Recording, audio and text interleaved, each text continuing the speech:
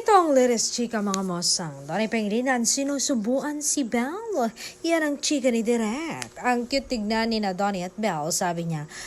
Grabe rin silang magpakilig dahil sinusubuan ni Donnie ang kapartner niyang si Belle. Tila napasok kasi si Belle sa pagkain kaya mukhang nagpanik itong si Donnie. Jowa level din ang obserbasyon daw ni Derek sa mga galawan nila. Pero nung tinanong niya raw kung sila na, wala silang nasagot.